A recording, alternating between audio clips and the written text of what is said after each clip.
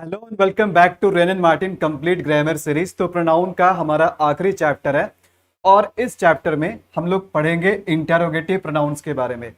तो चैप्टर 19 है जो कि प्रोनाउन से रिलेटेड है और प्रोनाउन का ये आखिरी टाइप है इस बुक में। तो चलिए जानते हैं कि हम इंटेरोगेटिव प्रोनाउंस किसे कहते हैं। इससे पहले हम लोगों ने रिलेटिव प्रोनाउंस को कंप्लीट किया और रिलेटिव प्रोनाउंस में जो भी आपने WH वर्ड्स देखे उन्हीं वर्ड्स का यूज अगर हम क्वेश्चन पूछने के लिए अगर करने लगे तो इन्हीं को हम क्या बोलते हैं, इंटेरोगेटिव प्रोनाउंस बोलते हैं। इंटेरोगेटिव मतलब क्या होता है, क्वेश्चन करना, सवाल करना। तो चलिए इन एग्जांपल से जानते हैं, देखते हैं कि कौन कौन यहाँ पर इंटेरोगेटिव प्रोनाउंस है, कौन कौन से WH वर्ड्स। स्पेशली बात किसकी करें हम, WH वर्ड्स की। तो WH वर्ड्स तो बहुत सारे होते हैं, इसमें हु है, हुम है, व्हेन है, विच है, हाउ है, वाई है। तो इसमें सबके सब WH वर्ड्स इंटेरोगेटिव प्रोनाउंस नहीं होंगे। वैसे WH वर्ड्स इंटेरोगेटिव प्रोनाउन होंगे जो कि नाउन को रिप्रेजेंट कर सकता है। प्रोनाउन हम किसे कहते हैं, प्रोनाउन हम वैसे वर्ड्स को कहते हैं जो नाउन को रिप्रेजेंट करने के लिए आता है, नाउन के बदले में आता है। तो सिंपल सी बात है कि बहुत सारे आई थिंक 8 या 9 WH वर्ड्स है, तो सभी के सभी WH वर्ड्स इंटेरोगेटिव प्रोनाउंस नहीं हो सकते हैं, क्योंकि यहां पर हम बात कर रहे हैं प्रोनाउंस की, और प्रोनाउन तभी कहलाएगा जब वो किसी नाउन को रिप्रेजेंट करेगा। तो आइए मैं आपको बताता हूं कि कौन कौन से ऐसे WH वर्ड्स है जो कि नाउन को रिप्रेजेंट करता है, मतलब जो नाउन के लिए यूज होता है उसे हम, उस क्वेश्चन वर्ड्स को हम, उन WH वर्ड्स को हम प्रोनाउन की तरह यूज कर सकते हैं। तो ध्यान देना यहां पर। तो ऐसे कौन कौन से WH वर्ड है, एक तो है हु, उसके बाद है whom, उसके बाद है whose, उसके बाद है which और उसके बाद है what। तो 1 2 3 4 5 ये टोटल 5 WH वर्ड्स है जो कि इंटेरोगेटिव प्रोनाउंस कहलाते हैं। क्यों? सबसे पहली बात, ये नाउन्स को रिप्रेजेंट करते हैं। दूसरी बात, इन सभी प्रोनाउंस से हम क्वेश्चन करने का काम करते हैं, सवाल करने का काम करते हैं, इंटेरोगेट करने का काम करते हैं, इसलिए इनका नाम पड़ा इंटेरोगेटिव प्रोनाउंस। तो आइए जानते हैं। जैसे हमने यहां पर एक सेंटेंस लिखा, सेंटेंस देखो क्या है, हु मेट यू, आपसे कौन मिला, आपसे कौन मिला, हु मेट यू। तो यहां पर देखो, यहां पर जो हम लोग इंटेरोगेटिव प्रोनाउन हु का यूज कर रहे हैं, ये आपसे क्वेश्चन कर रहा है कि नहीं कर रहा है, बिल्कुल क्वेश्चन कर रहा है। तो इससे आंसर क्या मिलेगा, इससे आंसर में किसी व्यक्ति के बारे में पता चलेगा, और कोई भी व्यक्ति क्या होता है, नाउन होता है। तो ध्यान देना, हु जो है वो केवल पर्सन के लिए यूज होता है, हु केवल पर्सन के लिए यूज होता है, और ये नॉमिनेटिव केस है। हु जो है वो नॉमिनेटिव केस है। नॉमिनेटिव केस को हम सब्जेक्टिव केस भी कहते हैं, नॉमिनेटिव केस को हम सब्जेक्टिव केस भी कहते हैं। बात समझ में आ रही है? ओके। उसके बाद अगर हम बात करें कि होम डिड यू मेट, तो होम डिड यू मेट में अगर हम यहां पर देखें तो यहां पर होम का यूज हो रहा है जो कि एक इंटेरोगेटिव प्रोनाउंस है। क्यों इंटेरोगेटिव है? क्योंकि अगेन यहां पर हम सवाल करने का काम कर रहे हैं, क्वेश्चन करने का काम कर रहे हैं। तो ध्यान देना, होम डिड यू मेट मतलब मैं ये जानना चाहता हूं कि आपने किससे मिला। तो यहां देखो, यू तो सब्जेक्ट है, तो फिर ये होम किस जगह पे आ रहा है, ये ऑब्जेक्ट के जगह पे आ रहा है। यहां जो हु है ना, ये सब्जेक्ट के बारे में जानना चाहता है या सब्जेक्ट के बारे में बताना चाहता है, और होम जो है ये ऑब्जेक्ट के बारे में जानना चाहता है। तो होम का भी यूज देखिए, आप किससे मिले, ऑब्वियस है कि आप किसी पर्सन से मिले होंगे, किसी व्यक्ति से मिले होंगे। तो होम का यूज भी हम केवल पर्सन के लिए करते हैं, और होम जो है ये हु का ऑब्जेक्टिव केस है, मतलब एक्यूजेटिव केस है। एक्यूजेटिव का मतलब क्या होता है, एक्यूजेटिव का दूसरा नाम है ऑब्जेक्टिव केस, जो कि ऑब्जेक्ट के जगह पे यूज हो सकता है। तो आपने देखा कि ये दो क्वेश्चन वर्ड ऐसे हैं, ये दो इंटेरोगेटिव प्रोनाउंस ऐसे हैं जिनका यूज हम केवल पर्सन्स के लिए करते हैं, और जिसमें हु जो है ये नॉमिनेटिव केस है यानी कि सब्जेक्टिव केस है, और होम जो है ये एक्यूजेटिव केस है यानी कि ये आपका ऑब्जेक्टिव केस है। आइए आगे वाले हम क्वेश्चन इंटेरोगेटिव प्रोनाउंस के बारे में जानते हैं। इसके बाद देखो क्या हुज है। हुज भी एक इंटेरोगेटिव प्रोनाउन है जिसका यूज हम क्या बताने के लिए करते हैं, मतलब क्या पूछने के लिए करते हैं, हम पोजीशन पूछने के लिए करते हैं। पजेसिव, देखो पजेसिव, पजेसिव का मतलब क्या होता है, पहले वाले हु देखो नॉमिनेटिव है, हुम क्या है, एक्यूजेटिव है, और हुज क्या है, पजेसिव है।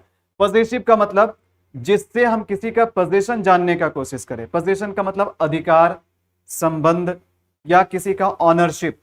जैसे ध्यान देना, यहां पर मैं बोल रहा हूं हुज इज दिस बुक, यानी ये जो बुक है ये किससे बिलोंग करता है। हुज का मतलब हम पूछ रहे हैं किससे बिलोंग करता है, मतलब किसकी है ये बुक, किसके अधिकार में है, ये किताब किसके अधिकार में, किसके ऑनरशिप में, इसका मालिक कौन है।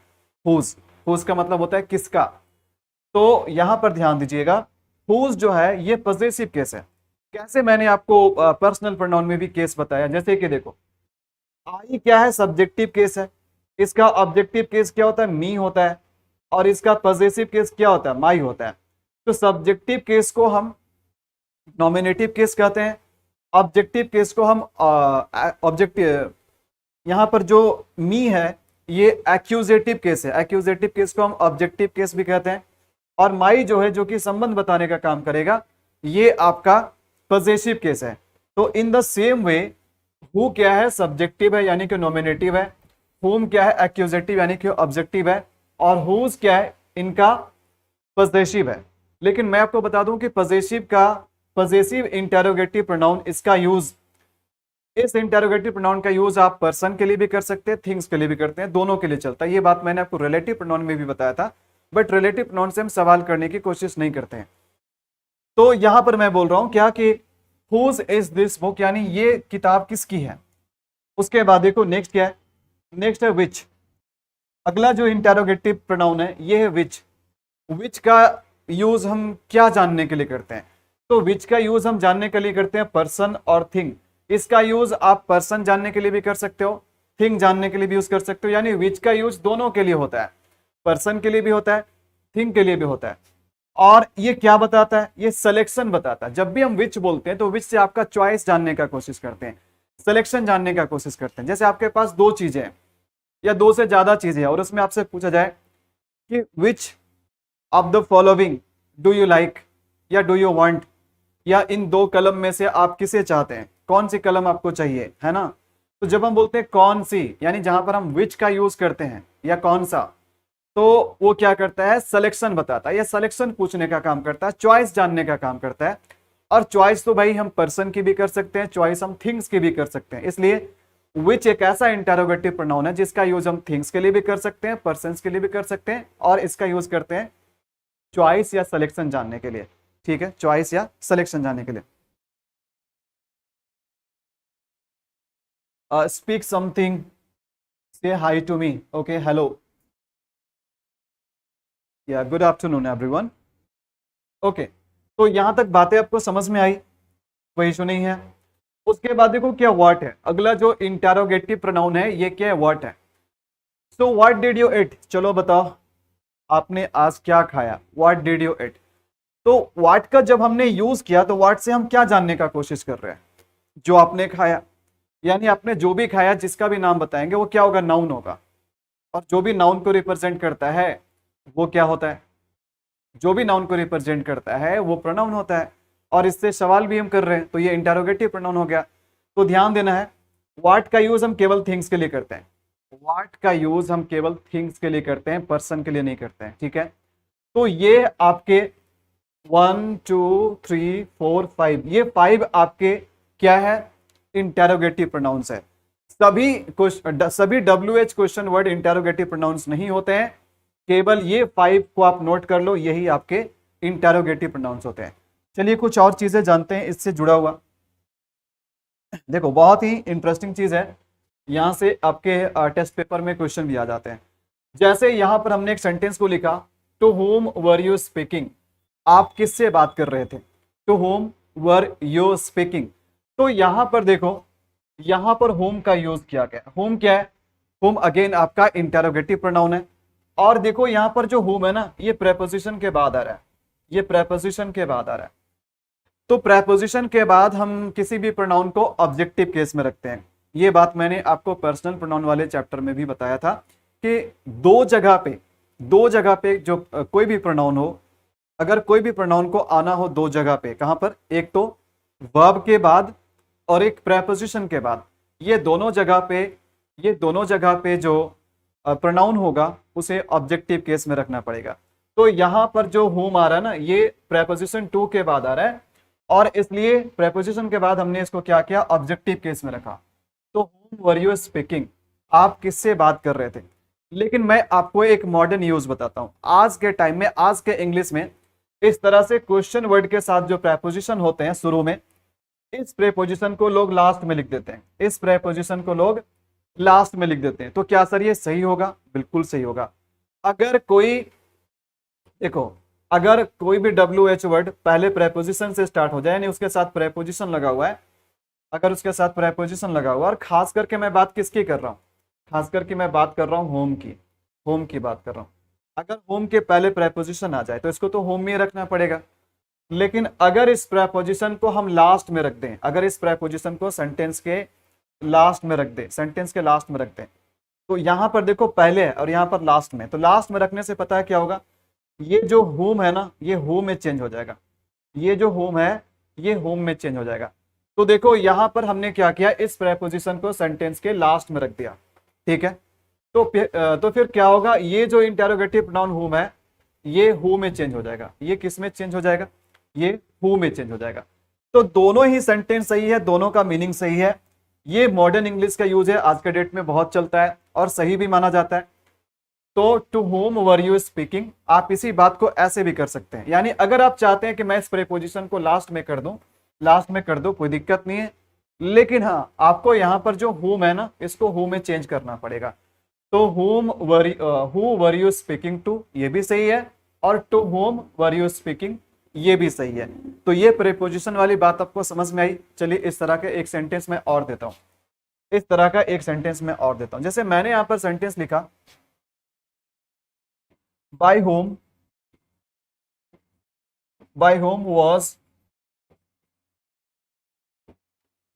Was this picture drawn. By whom was this picture drawn? By whom was this picture drawn? तो इसका देखो यहां पर आपको दिखाई दे रहा है, यहां पर आपको इंटेरोगेटिव प्रोनाउन दिखाई दे रहा है। जी बिल्कुल दिखाई दे रहा है। देखो यहां पर हु लगा हुआ है, होम लगा हुआ है, और होम से पहले एक प्रेपोजिशन है बाय, होम से पहले एक प्रेपोजिशन है बाय। तो इस सेंटेंस का मीनिंग क्या हो गया, इस तस्वीर को किसके द्वारा बनाया गया, इस तस्वीर को किसके द्वारा बनाया गया। तो आप जो है इस सेंटेंस को ऐसे भी लिख सकते हैं, यानी कि आप चाहे तो ये जो प्रेपोजिशन बाय है, आप इसको सेंटेंस के सबसे लास्ट में भी लिख सकते हैं। लेकिन क्या करना पड़ेगा, इस होम को हु में चेंज करना पड़ेगा। जैसे देखो, जैसे हमने लिखा,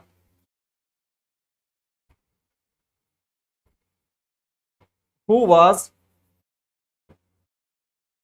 this picture, who was this picture, who was this picture drawn, drawn, और ये जो प्रेपोजिशन है बाय, इसको यहां लास्ट में रख देंगे।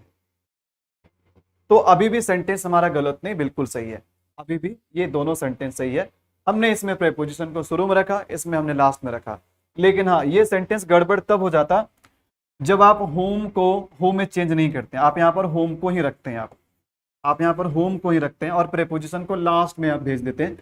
तो उस केस में आपका ये गलत हो जाता। लेकिन अभी हमने चूंकि होम को एज इट इज नहीं रखा है, हमने होम को चेंज कर दिया होम में, तो सेंटेंस में कोई प्रॉब्लम नहीं। बातें आपको समझ में आ रही है, चीज सही है, ठीक है, बहुत बढ़िया। अब देखिए क्या है ना, कि जैसा कि हमने आपको बताया कि व्हाट का यूज होता है केवल पर्सन, व्हाट का यूज होता है केवल थिंग्स के लिए। मैंने आपको क्या बताया कि व्हाट एक ऐसा इंटरोगेटिव प्रोनाउन है जिसका यूज केवल थिंग्स के लिए होते हैं, केवल वस्तु के लिए होते हैं, केवल चीजों के लिए होते हैं, पर्सन के लिए नहीं होते हैं। लेकिन आप क्या कहेंगे कि सर ये सारे सेंटेंस में तो पर्सन को रेफर कर रहा है, ये पर्सन को रिप्रेजेंट कर रहा है। व्हाट आर यू, यानी सर ये व्हाट तो जो है आप यू के लिए लगा रहे हैं, और यू तो पर्सन हो गया, फिर ऐसे कैसे हो गया, जबकि आपका कहना है कि व्हाट का यूज तो हम केवल थिंग्स के लिए करते हैं। चलिए थोड़ा सा सब्र कीजिए, समझिए इसको। यहां भी मैंने बोल रहा है क्या, व्हाट इज ही, मतलब वो क्या है। व्हाट इज दिस मैन, ये आदमी क्या है। तो जब भी व्हाट का यूज आप इस तरह से पर्सन को रेफर करने के लिए करते हैं, हालांकि व्हाट का यूज पर्सन के लिए नहीं होता है, बट यहाँ पर इन कुछ ये एक सेंटेंस है जहां पर पर्सन को रेफर कर रहा है, तब इसका देखो मीनिंग कुछ अलग होता है। जब हम बोलते हैं व्हाट आर यू, तो हम क्या जानना चाहते हैं, आप क्या हैं, आप क्या हैं कि यानी हमारा सीधा लेना देना किस चीज से, आपके प्रोफेशन से, आपके जॉब से, आपके काम से, क्या आपके पेशा से है कि आप कौन सा काम करते हैं। तो हालांकि आज के डेट में लोग व्हाट आर यू की जगह पे व्हाट डू यू डू बोलते हैं, तो इस बात को आप ऐसे भी बोल सकते हैं व्हाट डू यू डू, मतलब आप क्या करते हैं, आपके काम क्या है, आप टीचिंग करते हैं या आप इंजीनियर हैं, आप डॉक्टर हैं, आप क्या करते हैं। तो व्हाट आर यू, इस सेंटेंस को ऐसे भी बोल सकते हैं व्हाट डू यू डू। तो ये ऐसे सेंटेंसेस है जहां पर व्हाट जो है वो पर्सन के लिए यूज हो रहा है, लेकिन कब, जब उससे हम प्रोफेशन जानने का कोशिश करेंगे तब, ऐसे हर जगह नहीं। बाकी की जगह पे व्हाट का यूज थिंग्स के लिए होता है, पर्सन के लिए नहीं होता है। व्हाट इज ही मतलब व्हाट डज ही डू, मतलब वो क्या करता है, वो क्या है का मतलब वो क्या करता है, उसके प्रोफेशन क्या है। जैसे किसी ने पूछा व्हाट आर यू, तो मैंने बताया I am a teacher, I am a teacher, तो हमने क्या बताया, अपना प्रोफेशन बताया। व्हाट इज ही, वह क्या है मतलब वो क्या करता है, ही इज अ डॉक्टर। उसके बाद व्हाट इज दिस मैन, या फिर ऐसे बोल सकते हैं what does this man do, यानी ये आदमी क्या करता है, this man is a singer. तो यहां पर व्हाट से आपको क्या पता चल रहा है कि व्हाट का यूज हम डेफिनेटली पर्सन के लिए भी कर सकते हैं, बट वो तब कर सकते हैं जब हम उससे प्रोफेशन जानने का कोशिश कर रहे हो। आई होप आपको ये बात समझ में आ गया होगा, चीजें क्लियर है, चलिए बहुत बढ़िया। तो ये रिलेटिव प्रोनाउन छोटा सा चीज था जो कि आपके एक ही वीडियो में कंप्लीट हो गया। आई होप कि आपको समझ में आ गया होगा कि इंटेरोगेटिव प्रोनाउंस हम किसे कहते हैं। हालांकि लगता है मुझे अभी मैंने गलती से रिलेटिव प्रोनाउन बोल दिया, क्योंकि अभी इसके पहले ही हमने रिलेटिव प्रोनाउन वाले चैप्टर को कंप्लीट किया है। तो रिलेटिव प्रोनाउन जुबान पे एकदम से वो रटा गया है, लेकिन हम लोग पढ़ के आ रहे हैं इंटेरोगेटिव प्रोनाउंस पढ़ रहे हैं। तो ये कुछ रिलेटिव, फिर से रिलेटिव में बोल रहा हूँ, ये कुछ इंटेरोगेटिव प्रोनाउंस है जो कि 5 इंटेरोगेटिव प्रोनाउंस है, और मैंने आपको इसके यूजेस के बारे में बता दिया। ये भी मैंने आपको बताया कि इनको हम इंटेरोगेटिव प्रोनाउंस क्यों कहते हैं। प्रोनाउन इसलिए कहते हैं क्योंकि ये किसी नाउन को रिप्रेजेंट करता है, और इंटेरोगेटिव इसलिए कहते हैं क्योंकि यहां से हम सवाल करते हैं। इन सारे प्रोनाउन से हम सवाल करने का काम करते हैं, क्वेश्चन करने का काम करते हैं, इसीलिए इसका नाम पड़ा इंटेरोगेटिव प्रोनाउंस। आई होप कि अब सारी चीजें आपको अच्छे से समझ में आ गई। अगले चैप्टर में शायद हम ट्रांजिटिव वर्ब्स और इंट्रांजिटिव वर्ब्स पढ़ने वाले हैं। कंप्लीट चैप्टर टेकोक रेनन मार्टिन के सारे चैप्टर कंप्लीट होंगे, बस आप पेशेंस रखिए, ठीक है। धीरे धीरे करके सारे चैप्टर कंप्लीट हो जाएगा, बट आप केवल चैनल को सपोर्ट करते रहिए, ज़्यादा से ज़्यादा शेयर कीजिए, लाइक कीजिए, कमेंट भी किया कीजिए, कमेंट पूरा भर दो, ठीक है। एक आदमी अगर 5-5 भी कमेंट कर देंगे कोई दिक्कत नहीं, कमेंट किया करो, ठीक है। चलिए, तो मिलेंगे आपसे नेक्स्ट चैप्टर में। Till then it's a good bye.